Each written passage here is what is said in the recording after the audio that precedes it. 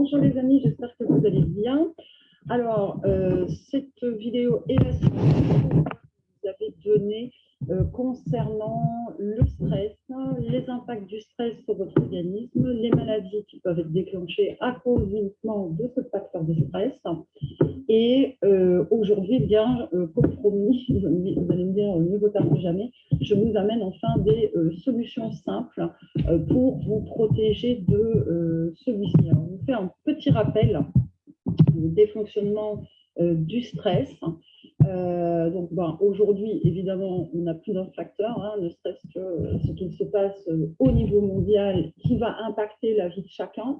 Tout cela va générer pour vous un stress intense ou pas, ça dépend, chacun est évidemment différent, mais si vous regardez cette vidéo, c'est que certainement ça vient résonner quelque part. Donc, il faut comprendre que lorsque vous êtes face à un stress, quel qu'il soit, que ce soit une ambiance toxique dans le monde du travail ou une impression d'être oppressé dans votre vie quotidienne ou une difficulté à vous projeter dans l'avenir, eh bien, cela va générer une surconsommation de magnésium avec une augmentation très importante du taux de cortisol. D'accord? Donc, le taux de cortisol va, plus il est élevé, plus il va amener des conséquences à notre organisme. Donc, bien sûr, une surconsommation de magnésium avec une fuite urinaire de ce dernier. Donc, ce qui veut dire concrètement, c'est que vous en avez de moins en moins, en sachant que le magnésium intervient dans plus de 300 fonctions dans votre organisme. Donc, si vous en manquez quelque part, il va y avoir des conséquences aussi ailleurs. Donc, pour faire un petit schéma très simple et rapide sur les impacts du cortisol, donc, qui est une hormone du stress qui va se déclencher lorsque votre cerveau détecte donc un danger, un stress, pour le cerveau, c'est un danger imminent. Il ne fait absolument pas la part des choses entre être coincé dans un embouteillage avec un retard possible pour votre rendez-vous qui est très important, ou une voiture qui vous fonce dessus en tant que piéton. D'accord? Pour la voiture qui vous fonce dessus en tant que piéton, là, on peut dire qu'on est véritablement face à un danger de mort imminent. D'accord? Donc, ça va déclencher les hormones du stress pour pouvoir faire face à ce danger. Mais si vous êtes dans un embouteillage, vous ne risquez rien, à part à être en retard à votre rendez-vous. Pour le cerveau, c'est exactement la même chose. Il est face à un danger imminent et donc il va déclencher toutes les hormones du stress pour vous mettre à l'abri de ce dit danger. Donc, la première hormone, c'est le cortisol. Quand le cortisol se déclenche, il va y avoir une baisse du taux de sérotonine, qui est notre hormone du bien-être. Le système immunitaire va être, lui, mis aussi en veille, d'accord? On va avoir une augmentation du taux de sucre dans le sang. Et on va avoir une augmentation de la pression artérielle pour faire face à ce danger. Donc, de se battre, fight, flight, fuir ou combattre. D'accord? Donc, ça, c'est la réaction primaire face à la peur, face au stress. Ici, vous voyez dans ce schéma que plus le taux de cortisol augmente, donc c'est la courbe mauve que vous voyez ici, plus la courbe du magnésium s'effondre complètement. Donc, on comprend tout de suite que si on apporte un taux suffisamment important de magnésium, eh bien, on va pouvoir rééquilibrer ces courbes, c'est-à-dire que le taux de cortisol va être inversement proportionnel au taux de magnésium présent dans notre organisme si nous avons bien sûr une hygiène de vie quand même respectable. Donc, les conséquences d'une chute drastique de magnésium comme ça, et d'un taux de cortisol qui est beaucoup trop important, ça va être sur du long terme, bien sûr, ce n'est pas du jour au lendemain, parce que vous avez vécu pendant 1 heure les embouteillages avec tout ce que ça implique derrière, que vous allez tout de suite enclencher ces problématiques. Mais évidemment, aujourd'hui, peu de gens peuvent dire qu'ils sont mis à l'abri d'un stress prolongé. Donc, les conséquences sur long terme, je le rappelle, donc pour ceux qui seraient intéressés d'aller voir vraiment en profondeur, j'aborde tout le fonctionnement physiologique du stress dans notre organisme, les conséquences que cela engendre, et puis donc, ça va vous permettre de vraiment prendre en considération ça et de comprendre tout simplement allez voir la vidéo qui est juste ici en dessous en lien. Donc, rappel très bref des conséquences d'une exposition à un stress de façon prolongée, c'est qu'on va avoir des conséquences au niveau du système immunitaire. D'ailleurs, on le dit toujours, hein, les personnes qui sont exposées de manière chronique à un stress vont avoir un impact au niveau de leur système immunitaire. Le taux de sérotonine, bien sûr, donc qui est l'hormone du bien-être, comme je l'ai dit, va chuter. La mélatonine, donc l'hormone du sommeil, également.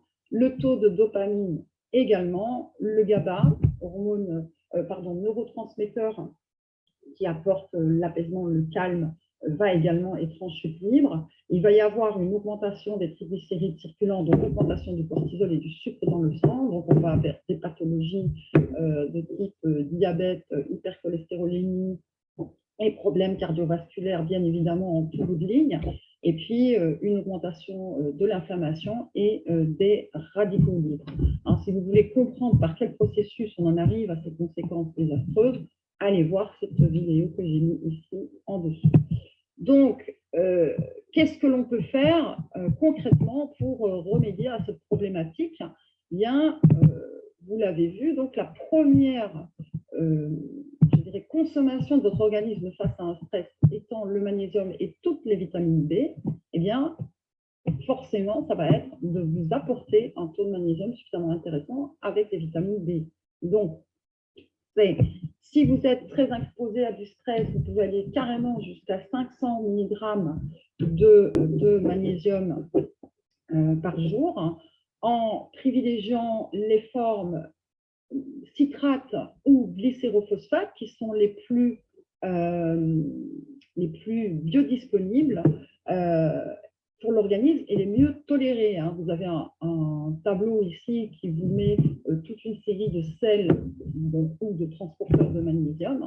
Vraiment, quand vous allez en pharmacie ou dans des magasins bio ou dans des herboristeries qui peuvent vous proposer des magnésiums, n'hésitez surtout pas à leur demander la forme citrate, qui est vraiment la Rolls-Royce des transporteurs du magnésium, parce qu'elle permet une meilleure biodisponibilité au niveau intracellulaire et qui a une excellente tolérance, ou les glycérophosphates, qui est une belle alternative parce qu'ils sont moins chers que les citrates, mais tout aussi intéressants. Bon, voilà. Et donc, vous comprenez aussi dans ce tableau pourquoi certaines personnes, et vous en faites peut-être partie, disent très mal tolérer le magnésium et refusent d'en prendre parce qu'elles ont un très mauvais souvenir, effectivement, sous les formes que vous voyez dans le bas du tableau, ça va jusqu'à provoquer des diarrhées, des troubles intestinaux. Donc, ces personnes plus sensibles vont tout simplement rejeter cette forme de transporteur parce qu'elles ne le tolèrent pas. Et en plus, donc non seulement ça va provoquer des perturbations au niveau intestinal, mais en plus, il n'y aura pas de nutriments en lui-même, le magnésium en lui-même ne pénétrera pas dans vos cellules, donc c'est échec complet de la mission. D'accord? Avec ce magnésium, donc bien sûr, pour permettre sa biodisponibilité au niveau intracellulaire, c'est impératif d'avoir la vitamine B6, mais également la vitamine B9 et B12 pour aider aussi tous les autres neurotransmetteurs. Si vous voulez comprendre, je vous invite encore une fois à aller voir la vidéo qui est en lien ci-dessous. Okay. La taurine également, si vous êtes très stressé, est très intéressante en association avec le magnésium. Ce n'est pas une obligation, mais ça peut être très intéressant donc, de l'associer ou seul également. Si vous considérez que vous avez déjà fait pas mal de cures de magnésium, vous pouvez choisir d'aller prendre de la taurine. C'est un magnésiofixateur, c'est un acide aminé qui va se fixer sur les récepteurs GABAergiques, donc ils vont apaiser. Hein. Donc ça a un effet anxiolytique, mais totalement naturel. Il n'y a aucune dépendance et pas d'effet indésirable. D'accord. Pour des personnes qui ont déclenché une dépression parce qu'ils ont attendu trop longtemps avant de se supplémenter en magnésium et en nutriments.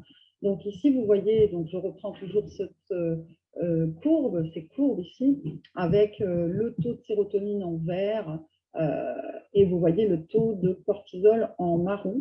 Le taux de sérotonine, donc comme vous l'avez vu, même sur une seule période de stress, eh bien, il va se mettre en stand-by. Mais évidemment, sur du long cours, ça va avoir des conséquences. Donc, les premières phases, ça va être une augmentation du taux de sérotonine, bien sûr, parce qu'elle est stockée, elle n'est plus utilisée. Puis tout à coup, une chute drastique. Ça, c'est tout simplement le signe que vous n'avez pas été été attentif à cet état de stress dans lequel vous étiez. D'accord ? Donc, le taux de sérotonine va être impacté.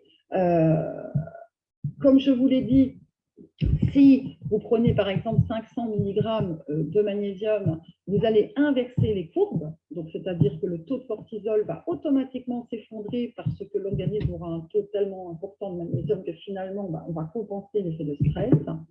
On va donc récupérer un état au bout de quelques temps normal aussi au niveau sérotonique, donc qui génère un état dépressif. Pour les symptômes de la dépression, c'est les personnes qui vont commencer à être irritables, anxieuses, impatientes, qui vont avoir des états d'âme tristes tout au long de la journée avec des difficultés d'endormissement et des troubles du sommeil associés, voire tout en même temps. Parfois, il n'y a pas de troubles du sommeil associés nécessairement, mais en tout cas, c'est un état constant du matin au soir. Il n'y a pas de modification dans l'humeur. C'est toujours la même chose du matin au soir, avec des difficultés d'aller de l'avant. Donc là, c'est clairement un début de dépression, voire vous êtes en plein dans cette dépression. Donc, que faut-il faire ? Vous allez vous supplémenter en précurseur de sérotonine. Vous en avez plus. Moi, je préfère la plante, le griffonia, pour plein de raisons différentes. Je ne vais pas rentrer trop dans les détails, mais vous avez le griffonia titré en 5 HTP, qui va être hyper intéressant.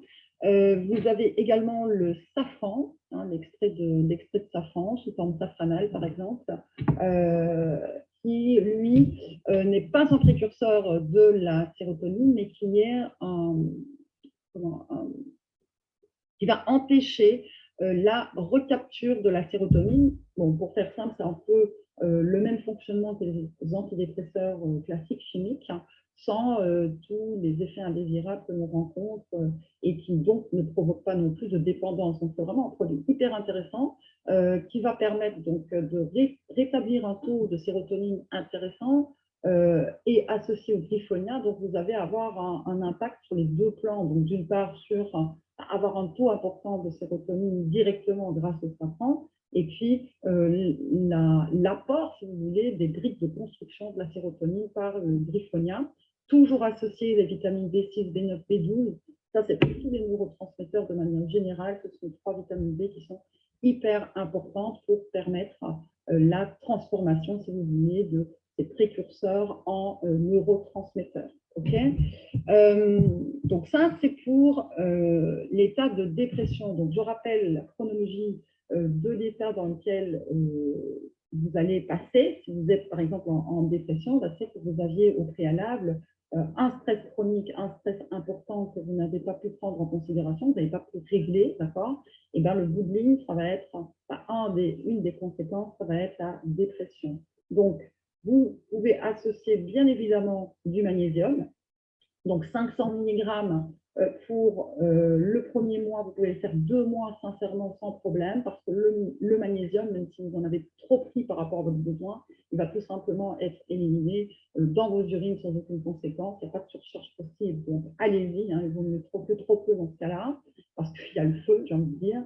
Et puis, vous l'associez au griffonia et au safran.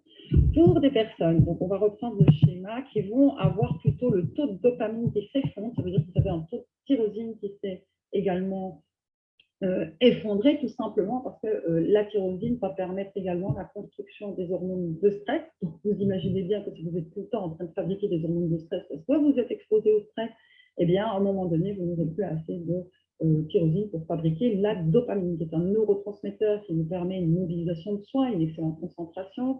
C'est l'hormone, je dirais, des compétiteurs, d'accord ? C'est aussi ce neurotransmetteur qui vous permet de vous projeter dans l'avenir, de créer des projets, de vous mobiliser. C'est cette hormone aussi qui va avoir un taux plus important le matin pour pouvoir se mobiliser, pour affronter notre journée. C'est vraiment le démarreur, si vous voulez, associé au cortisol, donc de manière physiologique. Donc, Si vous avez des graves problèmes de concentration, vous restez collé au lit, vous arrivez de plus en plus en retard, vous avez une fatigue essentiellement centrée sur le matin, mais qu'au fur et à mesure que la journée avance, eh bien, vous vous sentez de mieux en mieux et vous n'avez pas ni de problème d'endormissement, ni de troubles du sommeil, il y a de fortes chances que vous ayez plutôt une dépression, ce qu'on appelle une dépression dopaminergique. Celle-ci, elle se régule beaucoup plus rapidement que pour la dépression sérotonique. Si vous êtes en dépression donc sérotonique, qui est la plus classique de celle que l'on retrouve, eh bien, comptez en minimum de 2 à 3 mois pour pouvoir réguler cette problématique. Pour le problème dopaminergique, c'est 1 mois, voire 2 maximum, pour pouvoir remettre à jour votre taux de tyrosine et retrouver un fonctionnement normal. D'accord? Donc, bien évidemment que toujours le magnésium intervient. Hein, donc, si vous régulez votre taux de magnésium, eh bien, la courbe de cortisol va descendre et donc forcément, vous allez vous épargner ces apports essentiels pour avoir un fonctionnement de neurotransmetteurs optimal, normal. D'accord? Donc, dans les deux cas, quel que soit le type de dépression à laquelle vous faites face, il faut toujours penser à rajouter le magnésium. Si vous êtes déjà supplémenté en magnésium, vous pouvez augmenter pendant un mois jusqu'à un taux de 500 mg par jour pendant au minimum 2 mois. Si, par contre, vous n'avez pas un besoin essentiel en magnésium, vous avez déjà fait tout ce qu'il faut, restez à 200 mg par mois et puis associez-y soit le griffonia et le safran avec les vitamines D, soit la tyrosine à hauteur de 2 grammes par jour, donc 2 mg par jour, associé à la vitamine D6, B9, B12, pour permettre justement de retrouver ce taux correct en dopamine. Petite parenthèse, il y a des personnes qui vont avoir les deux impactés, donc aussi bien du côté sérotonine que dopamine. Donc, ça va se présenter avec des troubles de l'humeur qui vont être constatés tout au long de la journée, comme pour quelqu'un qui est en dépression sérotonique, avec une énorme difficulté de concentration, avec une énorme difficulté à lire, à se concentrer sur quelque chose. Donc, il est très probable que vous ayez un impact sur les deux plans. Hein. Donc, ça veut dire quoi? Ça veut dire que vous avez attendu tellement longtemps avant de prendre en charge cette problématique d'exposition à un stress chronique que vous avez d'abord impacté peut-être la dopamine et puis la sérotonine a été impactée, ou l'inverse, parce que nous ne sommes pas tous les mêmes. Il y a des personnes qui sont beaucoup plus du côté sérotonine que du côté dopamine, d'autres qui sont beaucoup plus du côté dopamine que du côté sérotonine. Et évidemment que vous allez retrouver un impact sur le côté qui est le plus développé chez vous. Donc, si vous êtes quelqu'un de plutôt fonceur, entreprenant, leader, compétiteur, voilà, avec beaucoup d'énergie le matin, vous êtes plutôt un profil dopaminergique pour parler de manière un peu schématique, il y a de fortes chances que votre dépression elle va se présenter sous forme de carence en dopamine, donc grosse difficulté le matin, amélioration le soir, pas de problème nécessairement de sommeil, avec un impact sur la sérotonine si vous ne faites rien et inversement. D'accord? Donc, si vous avez les deux côtés qui sont impactés, tout simplement, il n'y a pas de conflit en réalité. Vous pouvez en plus ajouter pour le griffonia, le safran, si vous êtes en dépression sérotonique, vous allez rajouter donc les 2 grammes de tyrosine et ça vous fera une prise en charge globale de toutes les problématiques de la racine du stress, donc de la carence en magnésium qui en découle, avec la prise en charge au niveau des carences tryptophane et tyrosine pour réguler au niveau des neurotransmetteurs. Okay, donc, j'espère que toutes ces informations vous auront aidé à prendre en charge donc, ce stress chronique, voire la dépression dans laquelle vous êtes. Si vous avez besoin d'informations, n'hésitez pas, vous pouvez me poser des questions. Bien sûr, je ne fais pas de consultation par commentaire, mais bon, des questions un peu plus techniques ou générales, je me fais un plaisir d'y répondre. Passez une excellente journée ou une excellente soirée et je vous dis à très bientôt.